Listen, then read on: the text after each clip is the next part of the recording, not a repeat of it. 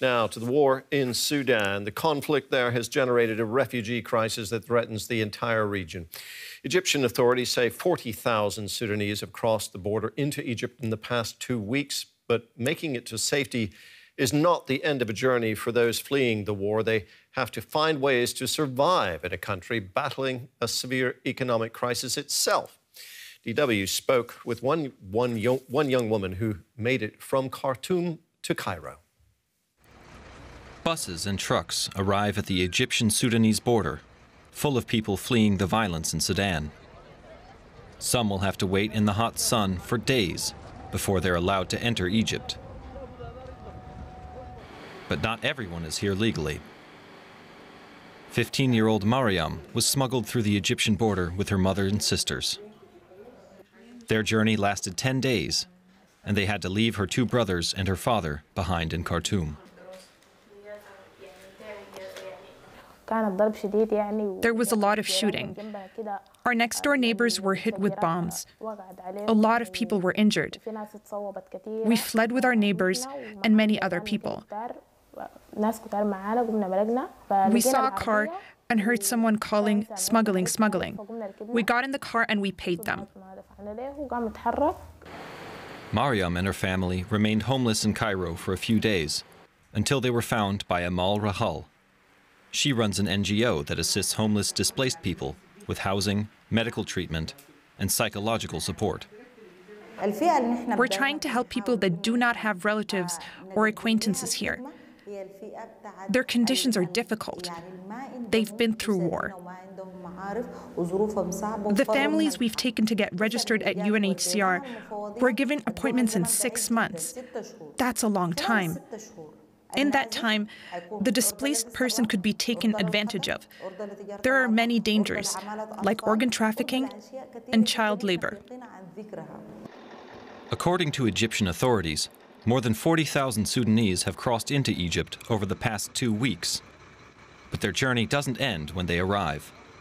Many do not have relatives or money and are dependent on aid organizations. Others, like Mariam and her family, are waiting to be reunited with their loved ones. We have no idea what's going to happen to us in Egypt. We don't know if we're going to settle here or not.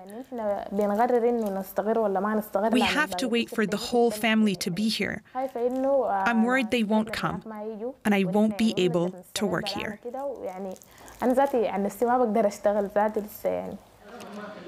Mariam hopes she and her family will be able to return home soon.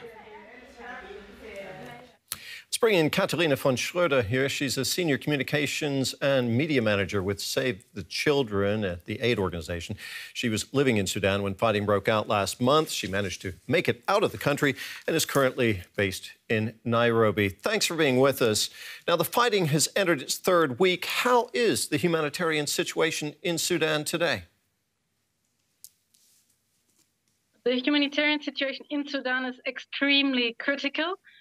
People do not have access or sufficient access to food, water, electricity. The medical system, the hospitals have nearly collapsed. We know that 80% of the hospitals are not functioning anymore, especially in the urban centers, Khartoum, where all the specialized hospitals were. The 2 only hospitals that were specialized for children have been evacuated due to the security situation. So basically, people cannot access or cover their basic needs anymore. Many people are fleeing to neighboring countries. Some are going to Chad and Egypt, for example. What's the situation like at the borders? We've heard reports that the borders are extremely crowded. More than around 40,000 people have crossed or trying to cross over into Egypt. The expectation is that it could be up to 150,000. The UN has released estimations that around 800,000 people could be leaving Sudan, but there's also a large-scale displacement within the country.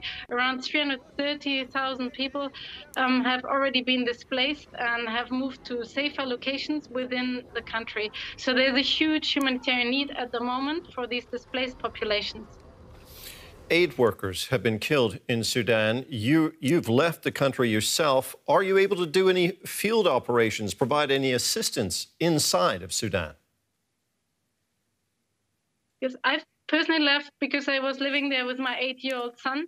So I wanted to take him out, but we have nearly over 90% of our staff is still in Sudan. Around 2/3 of our staff are in a situation where they can deliver programs. We are still delivering programs in some of the calmer states, such as Red Sea and Blue Nile State, the east of Sudan, where a lot of people also have sought refuge. We are preparing now the emergency response to bring in medical supplies, urgently needed trauma kits, and we will continue to work as much as we can. Of course, there are some areas where it's currently just too dangerous for our staff to move, such as in Khartoum State.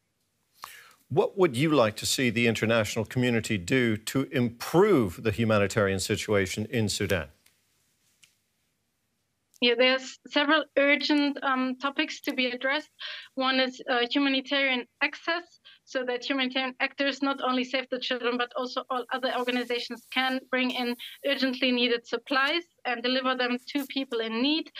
There's, of course, a need for halting the ongoing fighting, or at least a humanitarian ceasefire where people can move and get supplies or move to safer locations.